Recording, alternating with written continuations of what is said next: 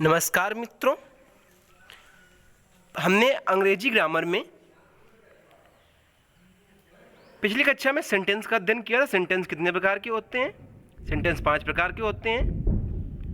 पहला अफर्मेटिव, दूसरा नेगेटिव, फिर इंट्रोगेटिव, इंट्रोगेटिव के बाद ऑप्टेटिव, इम्परेटिव, एक्सक्लामेटरी, ये सेंटेंस होते हैं।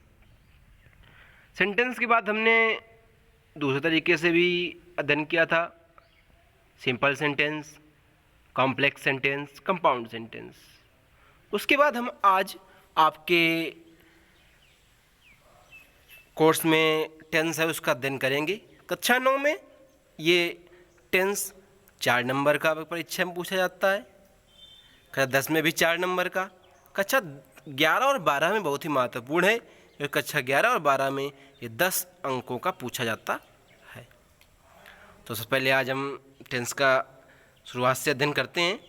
टेंस जिनसे हमें समय का बोध हो, टेंस कहलाता है। टेंस का अर्थ होता है काल। ठीक, तो टेंस मुख्यतः 3 प्रकार के होते हैं। पहला प्रेजेंट टेंस, प्रेजेंट टेंस मतलब वर्तमान काल। दूसरा पास्ट टेंस मतलब भूतकाल। तीसरा फ्यूचर टेंस मतलब भविष्य काल। अब हम सबसे पहले प्रेजेंट टेंस का अध्ययन करेंगे। प्रेजेंट टेंस क्या होता है?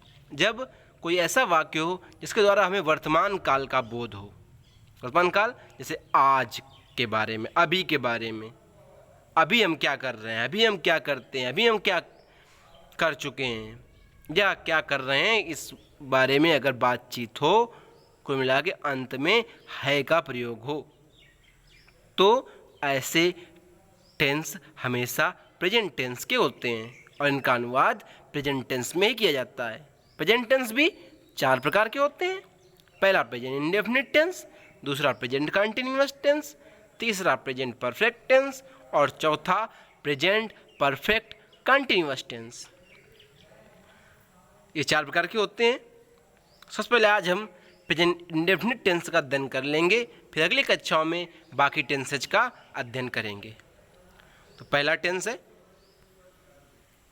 जिन हिंदी वाक्यों के अंत में ता है, ती है, ते है आदि शब्द आते हैं, प्रेजेंट इंडेफिनिट टेंस के होते हैं।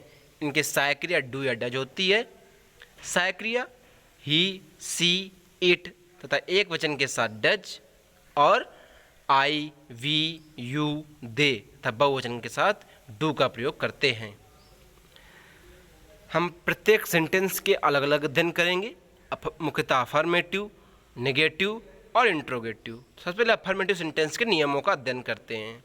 पहला नियम होता है अफर्मेटिव सेंटेंस में कि अफर्मेटिव टेंस के साथ सहायक क्रिया का प्रयोग नहीं करते हैं। जो प्रेजेंट इंडेफिनिट टेंस में होता है, जो अफर्मेटिव सेंटेंस होता है या सिंपल सेंटेंस होता है, उसमें हम कभी भी अफर्मेटिव में कभी भी हेल्पिंग वर्ब का प्रयोग नहीं करते। हेल्पिंग वर्ब मतलब डू या डज का प्रयोग नहीं करते हैं। ही, सी, इट तथा एक वचनकर्ता में जो वर्ब लगती है उसके साथ में यस या ईएस का प्रयोग करते हैं, जैसे गोज, सिंग्स, इस तरीके से वॉक्स। तो इस तरीके से उसके वर्ब में ऐसे यस का प्रयोग करते हैं। फिर आई, वी, यू, दे बहुवचनकर्ता के साथ वर्ब की फर्स्ट फॉर्म का प्रयोग करते हैं, अर्थात यस या यस का उसमें प्रयोग नहीं करते हैं। जैसे प्रशांत विद्यालय जाता है, तो प्रशांत जाने क्या लगेगी, गो के साथ ईएस, तो गोज। फिर कहाँ जाता है विद्यालय, तो टू विद्यालय की होती है अंग्रेजी school. Prashant goes to school. अगला, शिवम खाना खाता है। शिवम खाने की हो जाएगी ईट, लेकिन क्योंकि शिवम एक वचन करता है तो साथ क्या लगाएंगे, यस, तो शिवम ईट्स द फूड। इस तरीके से इसके नियम होते हैं। फिर से एक बार रिवीजन कर लेते हैं। जो अफर्मेटिव टेंस होता है उसके साथ सहायक क्रिया का प्रयोग नहीं करते हैं। फिर ही, सी, इट तथा एक वचनकर्ता में जो मेन वर्ब होती है उसके साथ यस या ईएस का प्रयोग करते हैं। आई, वी, यू, दे बहुवचनकर्ता के साथ वर्ब की फर्स्ट फॉर्म प्रयोग करते हैं, अर्थात यस या ईएस का प्रयोग नहीं करते हैं। एग्जाम्पल देखते हैं। प्रशांत विद्यालय जाता है, प्रशांत गोज टू स्कूल। प्रशांत फिर जाने के लगेगी, जाने क्या होती है, गोज, फिर विद्यालय की स्कूल। और सबसे पहले सब्जेक्ट, फिर वर्ब, और फिर ऑब्जेक्ट या प्लेस का नाम। शिवम खाना खाता है, शिवम, फिर खाने की, ईट माने खाना, लेकिन यस लगेगा साथ में तो ईट्स हो जाएगा। और खाना क्या होती है? The food. Shivam eats the food. फिर अगला नेगेटिव सेंटेंस, इसमें नियम अलग होता है, इसमें सहायक क्रिया का प्रयोग करते हैं। तो जो ही, सी और इट होता है और एक वचनकर्ता होता है उसके साथ सहायक क्रिया डज का प्रयोग करते हैं।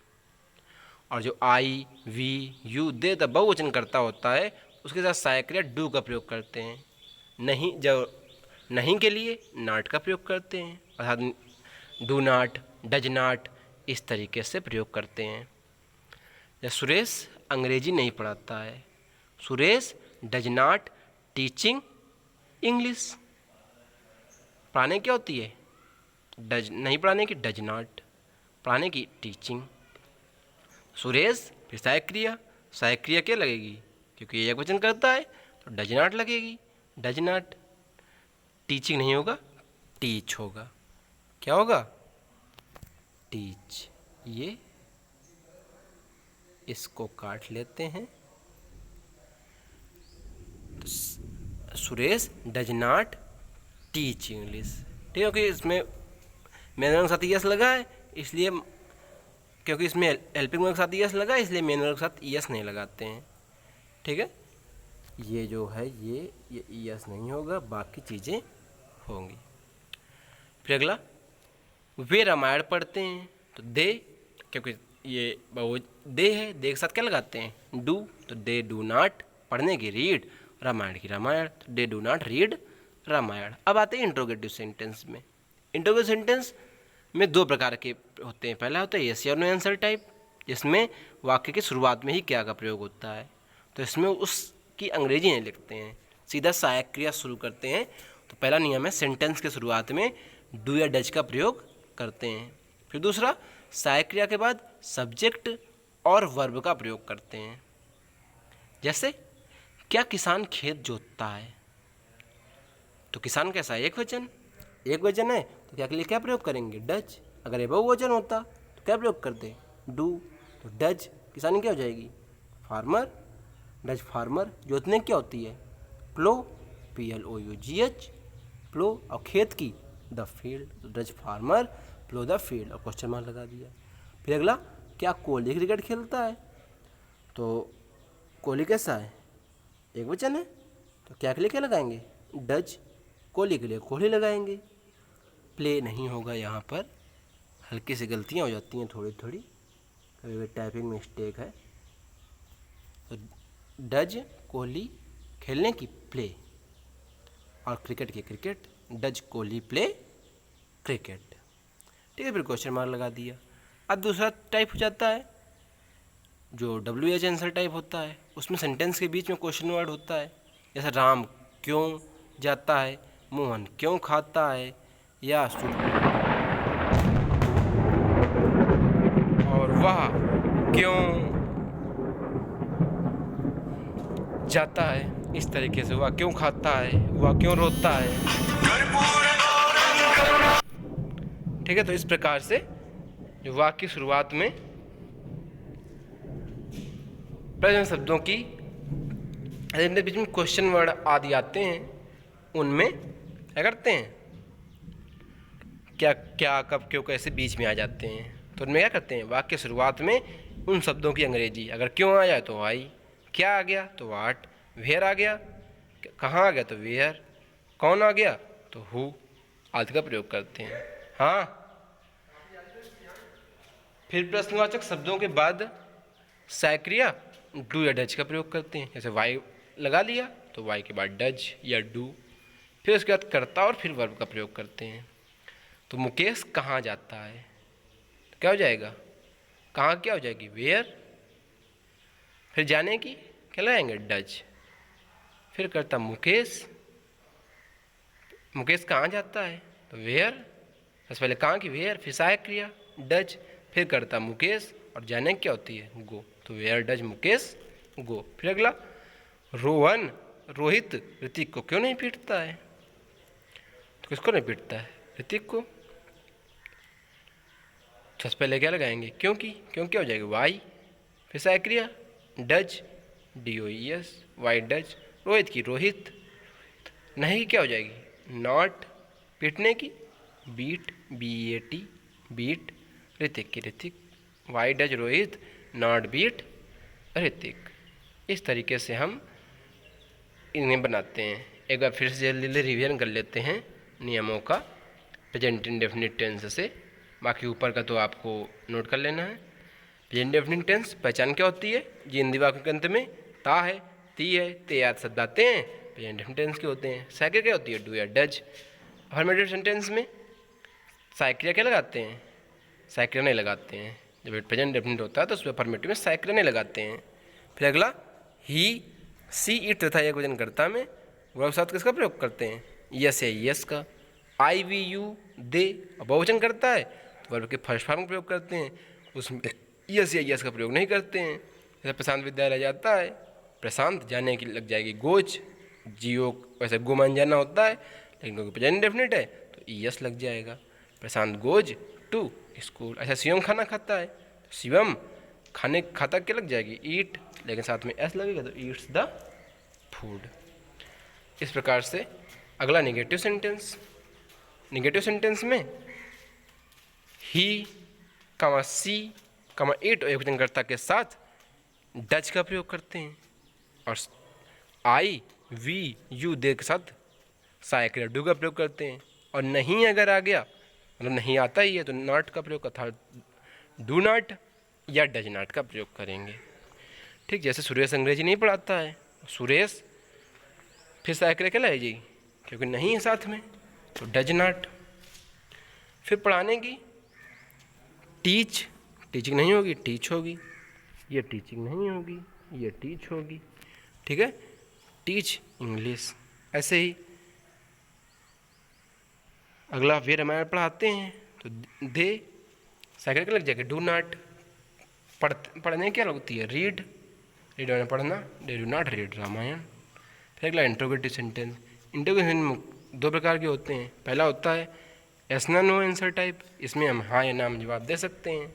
तो इनके शुरुआत में क्या का प्रयोग होता है, जब क्या का प्रयोग हो शुरुआत में ही, तो उसके लिए सेंटेंस शुरुआत में डू या डज का प्रयोग करते हैं, सीधा सहायक क्रिया का प्रयोग करते हैं, उसके बाद सब्जेक्ट और फिर वर्ब। जैसे क्या किसान खेत जोतता है तो क्या क्या लग जाएगी, डज, किसान की फार्मर, जोतने की प्लो, और खेती क्या लग जाएगी, the field, does farmer plough the field. फिर अगला, क्या कोहली क्रिकेट खेलता है, क्या लग जाएगी यहाँ पर, सहायक क्रिया कोहली के हिसाब से, कोहली क्या एक वचन है तो क्या क्या लग जाएगी, डज, कोहली की कोहली, खेलने की प्लेज, क्रिकेट की cricket, does Kohli pledge cricket. फिर अगला WH आंसर टाइप, तो इसमें जो क्वेश्चन वर्ड होता है क्या कब क्यों कैसे आदि सब कहाँ आते हैं, मध्य में आते हैं वाक्य के। तो वाक्य तो ऐसे में क्या करते हैं, इन शब्दों की अंग्रेजी वाई, वाट, वेयर, हु, अगर क्यों आ गया तो वाई लगाएंगे, क्या आ गया तो वाट। ठीक, वेयर, हु आदि का प्रयोग शुरुआत में ही करते हैं। फिर अगला, प्रेरणा शब्दों के साथ सहायक क्रिया डू या डज का प्रयोग, जैसे उसका प्रयोग किया वाई तो वाई के बाद डू या डज का प्रयोग करेंगे कर्ता के हिसाब से, फिर कर्ता और फिर वर्ब का प्रयोग करते। एग्जाम्पल, मुकेश कहाँ जाता है तो कहाँ क्या लग जाएगी, वेयर, जाने की डज, मुकेश की मुकेश, और जाता है कि क्या होती है, गो, क्योंकि डू के साथ यस का प्रयोग हो गया है इसलिए गो के साथ नहीं होगा। ठीक, केवल अफर्मेटिव सेंटेंस में ही मेन वर्ब के साथ ऐसे यस का प्रयोग होता है, बाकी नेगेटिव और इंटरोगेटिव नहीं होता है। अगला, रोहित ऋतिक को क्यों नहीं पीटता है तो वाई, पीटने क्या लग जाएगी, पीटने की तो पीट होती है तो क्योंकि क्या लग जाएगी, वाई, वाई के बाद क्या लगेगी, सहायक क्रिया डज, फिर सब्जेक्ट रोहित, फिर लगेगी नहीं की नॉट, पीटने की बीट, BAT, और ऋतिक की Hrithik, why does Rohit not beat Hrithik. इस प्रकार से आज प्रेजेंट डेफिनिट टेंस खत्म होता है। अगली कक्षा में हम आपको अगले सेंटेंस पढ़ाएंगे, इसे आपने कॉपी में नोट कर लीजिएगा। सभी कक्षाओं के लिए ये क्लास अत्यंत आवश्यक है, इसे 2-3 बार रिवाइज कर लीजिए और फिर हम अगली कक्षा में आपको और भी बहुत सारे सेंटेंस कराएंगे। और सभी बच्चे अपनी कामें पूरी करते रहें। आपको कभी भी विद्यालय बुलाया जा सकता है और आपकी कापी चेक की जा सकती है। दूसरे का नकल मत करिए, खुद वीडियो देखिए और खुद उस चीज़ समझिए और नोट करिए। ठीक है, मिलते हैं अगली कक्षा में। तब तक के लिए जय हिंद, जय भारत, धन्यवाद।